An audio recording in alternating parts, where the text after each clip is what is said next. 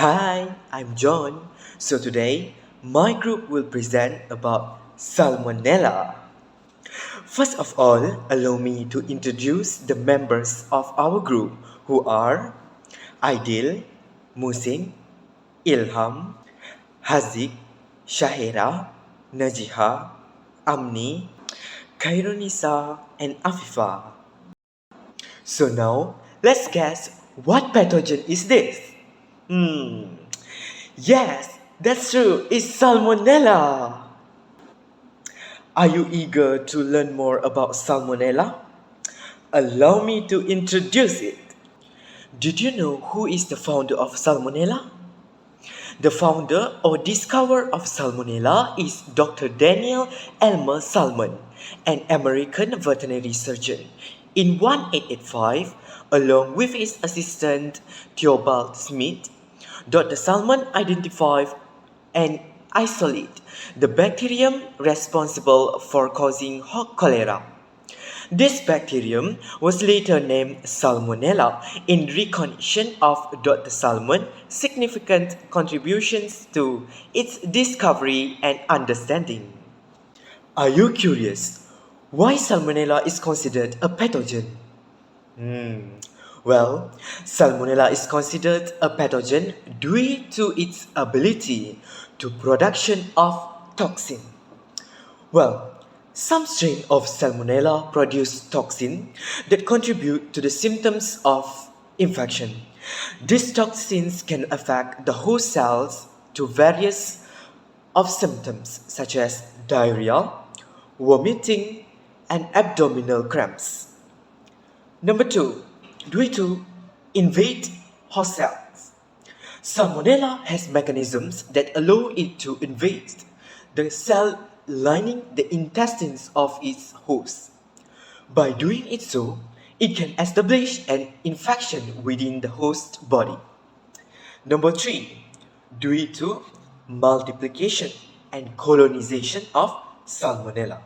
Once it's inside the host, Salmonella multiply rapidly, leading to a significant bacterial load in the gastrointestinal tract.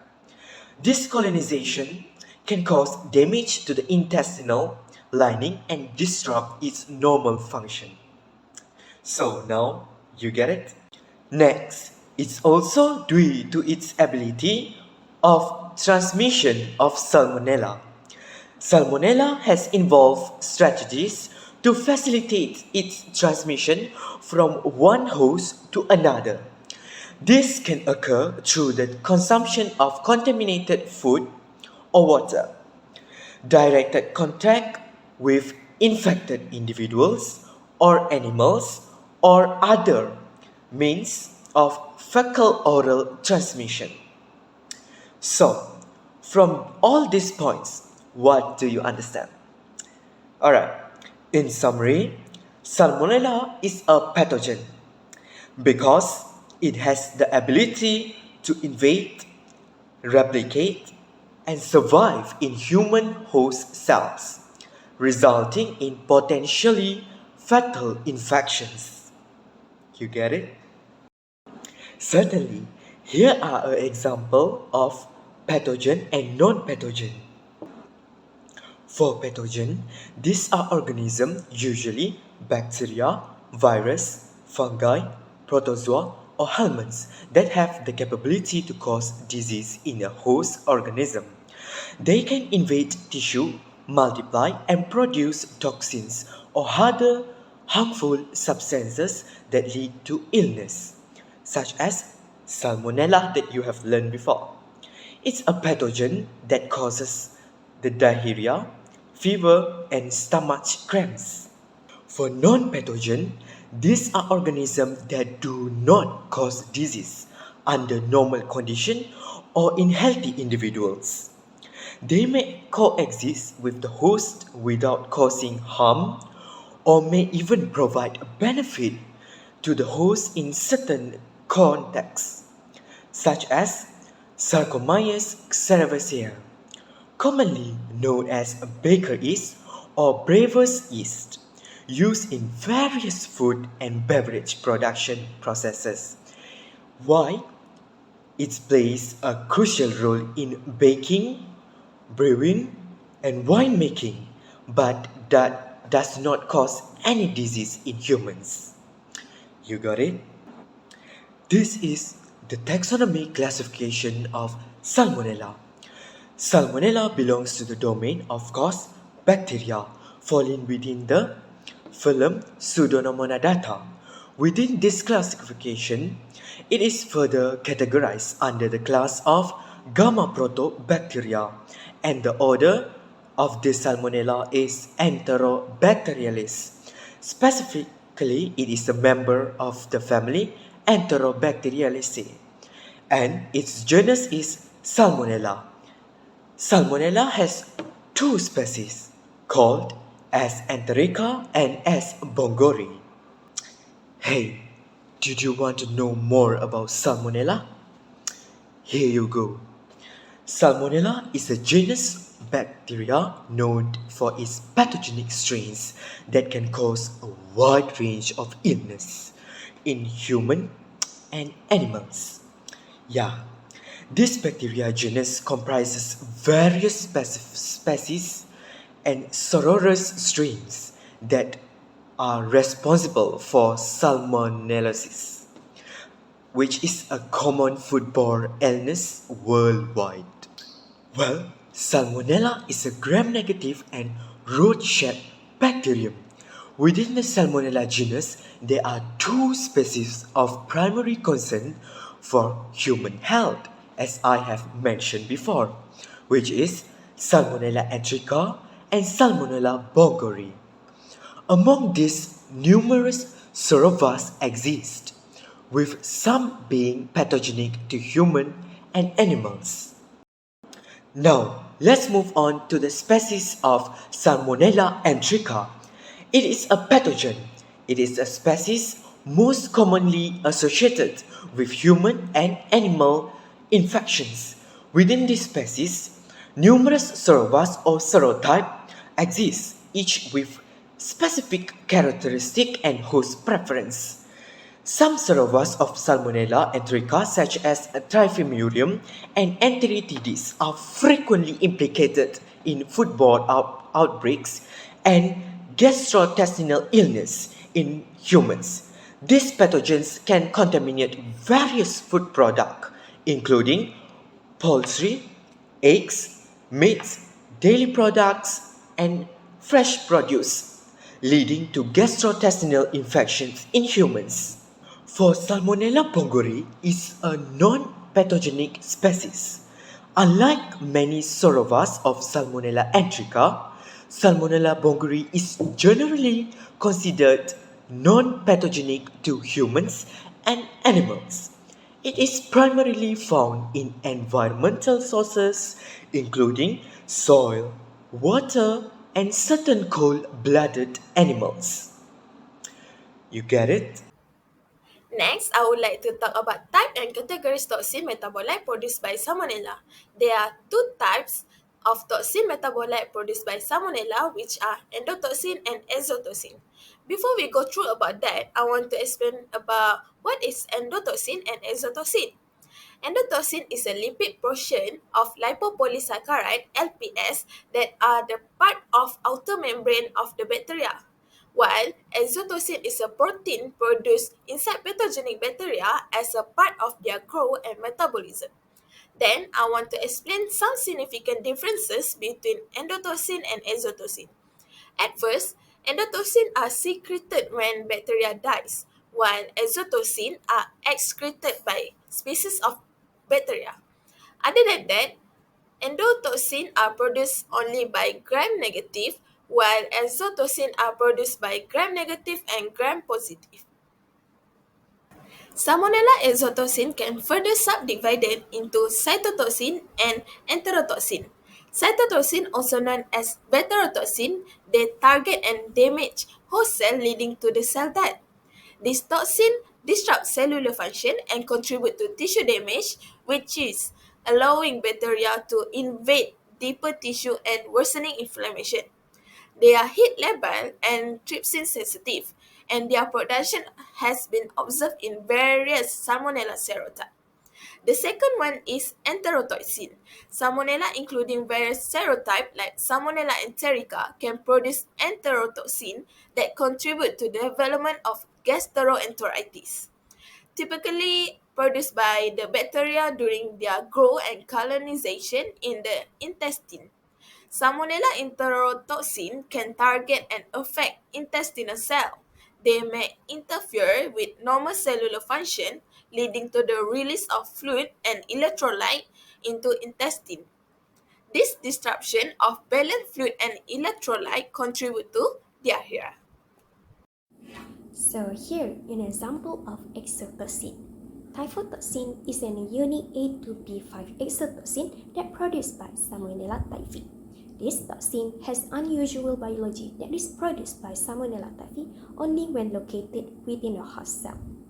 Typhotoxin is an essential virulence factor for Salmonella typhi, which is the causative agent of typhoid fever in humans. Typhotoxin belongs to the family of bacterial AB toxin, consisting of two main subunits, which is subunit A and subunit B. For A subunit, it is known as enzymatic subunit, in which it possesses enzymatic activity. There are two components in A subunit. There is proteolysis-like toxin A, PLTA, and cytolethal distending toxin B, CDTB.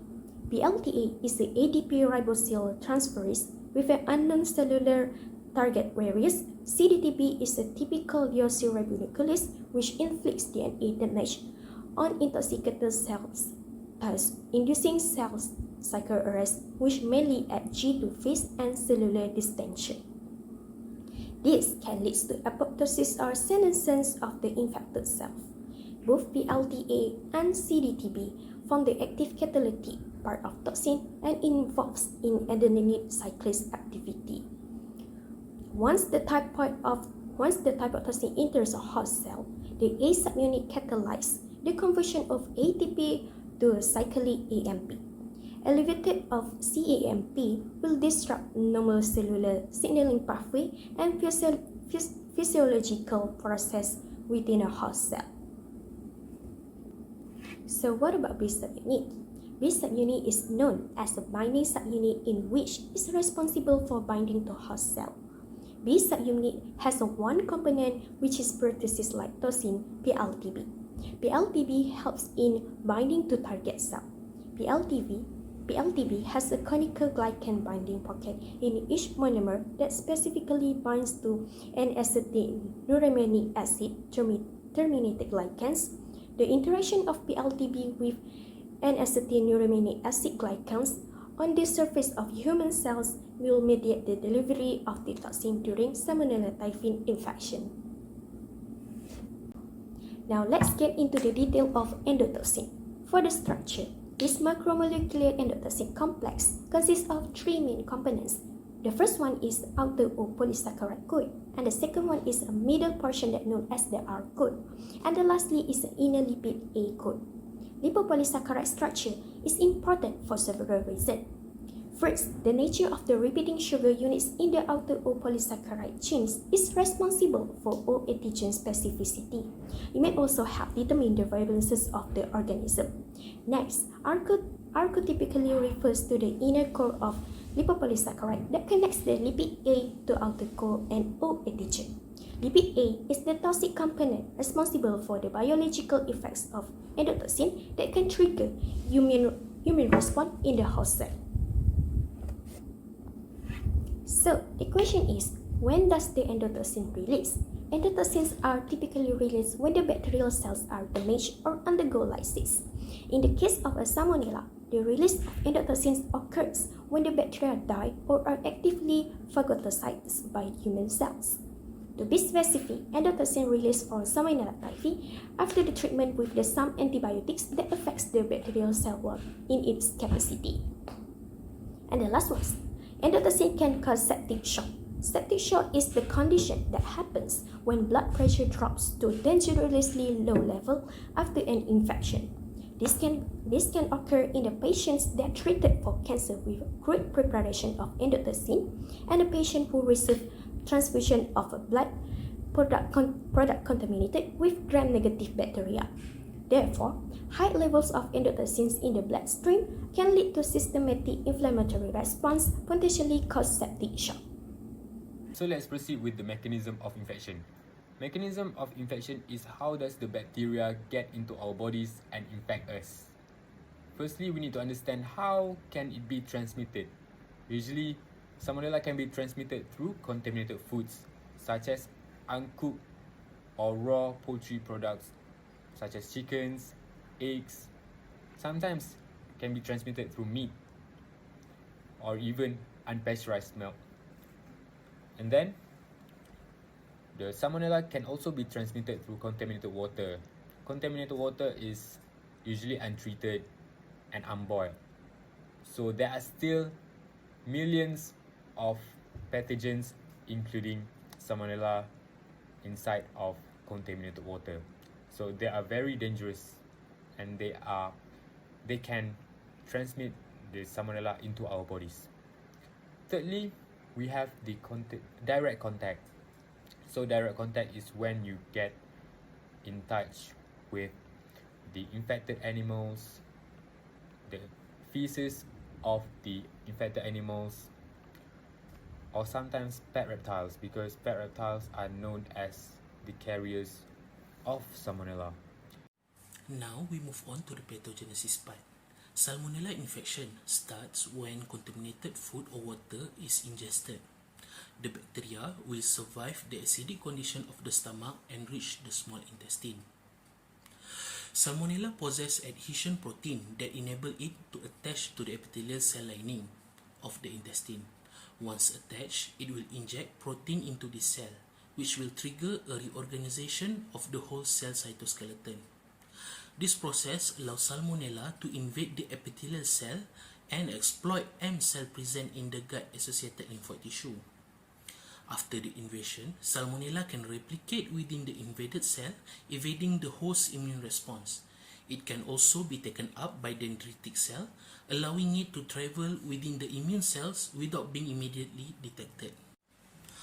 After that, Salmonella can reach the intestinal epithelium, entering the lamina propria and reaching the regional lymph nodes. From there, it can disseminate further into the bloodstream, carried by the infected immune cell or breaching the epithelial barrier directly. This dissemination allows Salmonella to spread systemically. Once in the bloodstream, Salmonella can reach various organs and tissue throughout the body, leading to systemic infection. It can infect the liver, spleen, bone marrow, and other organs, and within this tissue, Salmonella can continue to replicate, leading to severe manifestation of the infection. After the infection by Salmonella, the body immune system will respond by triggering inflammation, which lead to symptoms such as fever, diarrhea, abdominal pain, and in severe case, septicemia, which is blood poisoning that can be life-threatening. The ability of Salmonella to survive and replicate within the host cell, evade the immune response, and disseminate systemically contribute to the severity and complication of Salmonella infection. Now, what is foodborne disease? Foodborne diseases is the illness contracted from eating contaminated food or beverages. It is often incorrectly referred to as food poisoning, where the correct one should be foodborne intoxications and infections. As we have delved and know Salmonella a little much deeper, we should also know that Salmonella can cause salmonellosis, typhoid fever, and paratyphoid fever. Salmonella is known to develop antimicrobial resistance. Some strains of Salmonella have developed resistance to various antibiotics. Antimicrobial resistance happens when germs develop the ability to defeat the drugs designed to kill them.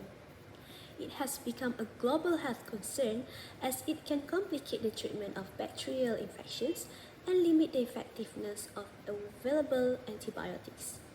Hence, it is important to use antibiotics wisely to help slow down the development of antimicrobial resistance in bacteria. Next, let's look at the type of foodborne disease caused by Salmonella. Most types of salmonella cause an illness called salmonellosis. Meanwhile, some other types of salmonella cause typhoid fever and paratyphoid fever. In this slide, I will explain to you about salmonellosis. Salmonella are a group of bacteria that can cause gastrointestinal illness and fever. Most people infected with salmonella will begin to develop symptoms from 12 to 72 hours after infection.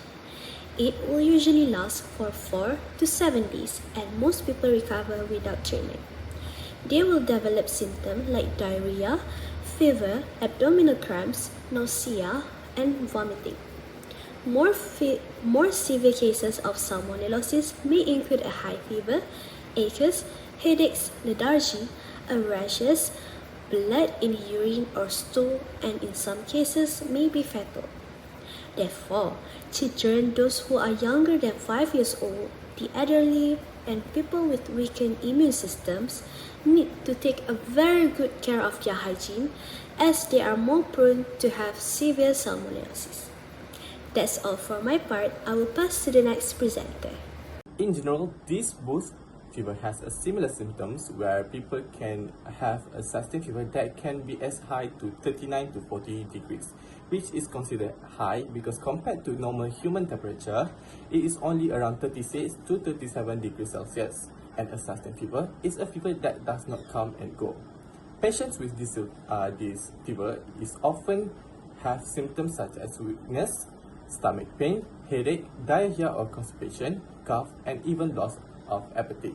In some cases, rashes might happen on the abdomen or the upper part of the chest, where it shows a red dot or rose-colored dot. And to differentiate between typhoid fever and paratyphoid fever, the doctor will examine the stools, and people with infected by Salmonella typhi have a typhoid fever, but people that are infected by Salmonella paratyphi will have paratyphoid fever. Typhoid fever and paratyphoid fever are most common in parts of the world where water and food may be unsafe and sanitation is poor, such as South Asia, especially Pakistan, India, and even Bangladesh. Therefore, travelers especially must take a full precautions when traveling to these countries, as this foodborne disease is a life-threatening illness. Hi, my name is Afifa, so I would like to explain the factors that can affect the production of microbial toxin, which is Salmonella. There are 5 intrinsic factors that can affect the production of Salmonella. The first factor is moisture content. Moisture content can be determined in terms of water activity level. The amount of free water in food is important for the growth of Salmonella. The minimum water activity level for Salmonella is 0.94 and the optimum level is 0.99. The growth of Salmonella can be inhibited if the water activity level is lower beyond the minimum value of water activity for Salmonella. Thirdly, antimicrobial content. In some food, there are naturally occurring antimicrobial substances and also added antimicrobial substances. The presence of antimicrobial substances can inhibit the growth of Salmonella. It prevents from the microbial attack by inhibitors. For example, lactamine in milk and lysozyme in egg. The first factor is pH. Salmonella bacteria, like most microbes, have a sweet spot for growth within a specific pH range, typically around 7 to 7.5. Outside this comfort zone, their growth struggles. For instance, at highly acidic environments, which is below 4.5, or strongly alkaline ones, which is above pH 8.8, their internal functions get disrupted, hindering their ability to multiply and potentially making them vulnerable to antimicrobials that target their weakened state. The next factor is biological structure. Various types of food have a different biological structures. It may prevent the entry and growth of pathogenic microorganisms like eggshell that can protect the yolk and egg white from the infection of Salmonella. Several factors may influence penetration of these barriers. For example, during the preparation of foods, processes such as slicing, chopping, grinding, and shucking will destroy the physical barriers. Thus, the interior of the food can become contaminated and growth can occur depending on the intrinsic properties of the food. Last but not least, the intrinsic factor is nutrient content. Microorganisms require certain basic nutrients for growth and maintenance of metabolism. The amount and type of nutrients required range widely depending on the microorganism. These nutrients include water, a source of energy, nitrogen, vitamins, and minerals. For example, growth of Salmonella enteritidis may be limited by the availability of iron. Hello, my name is Carissa and I'm going to continue the presentation by focusing on the extrinsic factors affecting the production of microbial toxin. There are 4 factors that I'm going to elaborate, which are temperature, type of packaging, storage condition, and oxygen availability.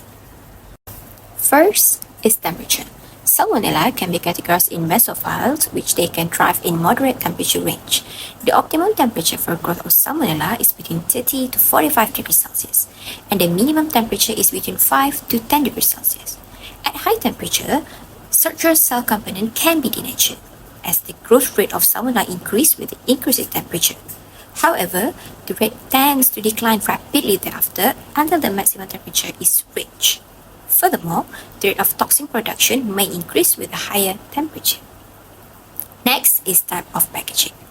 Packaging materials with different levels of oxygen permeability can influence the growth and toxin production of microorganisms. Modified atmosphere packaging (MAP) is involved in modifying the composition of the atmosphere within the package to extend the shelf life of the food. Carbon dioxide and nitrogen are most important gases used to control microorganisms in food. Several ready-to-eat food are packed in this presence of the gases to reduce the microbial activity and extend the shelf life of the food product. The package barriers properties have a major effect on the production of microbial toxin by influencing the time in which the selected modified atmospheric gases remain in the contact with the food product and also rate at which oxygen enter the package. Hence, by reducing oxygen levels and adjusting the gas composition, MAP can inhibit the growth of Salmonella. Moving on to the next factor, which is storage condition.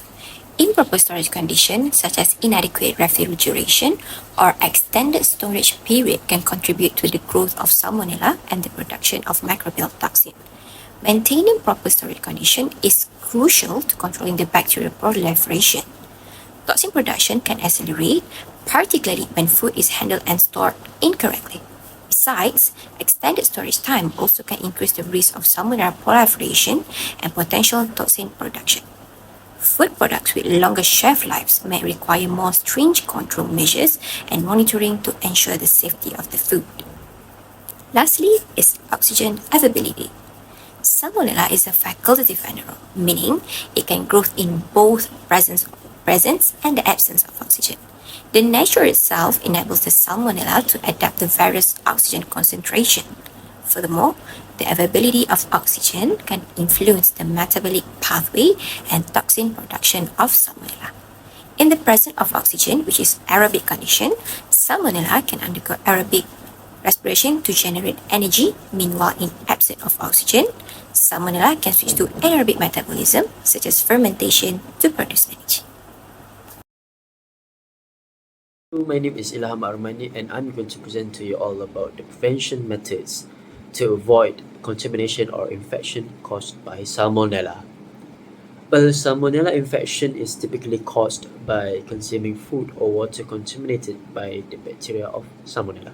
Well, some of the goods of preventing contamination or infection by Salmonella are prevention of illness. Other than that, public health protection. By adopting proper food safety measures, individuals contribute to the overall health and the safety of the community. Other than that, enhance food safety awareness, and lastly, reduce healthcare costs. Well, the methods includes firstly washing hands with soap before and after handling raw poultry. Other than that, cook chicken to an internal temperature of at least 165 Fahrenheit or 74 degrees Celsius to kill all bacteria. The next one is avoid cross-contamination on by using separate cutting boards and utensils for raw meat and other foods. The next one is store raw poultry at the correct temperature and use it before the expiration date. And lastly, ensure proper food handling and preparation techniques are followed in food service and processing environments. Regularly clean and sanitize kitchen surface and equipment. So that is all from us. Thank you. So, as basic prevention and control, by preventing salmonella contaminations involve implementing stringent food safety measures, including proper food handling, storage, preparation, proper cooking practices, and avoid of consuming raw or undercooked foods. Public health initiative, surveillance systems, and regulatory standards aim to minimize the risk of foodborne outbreaks and ensure the safety of food products. Understanding the biology, epidemiology, and control measures related to salmonella is crucial for safeguarding public health and ensuring food safety of global.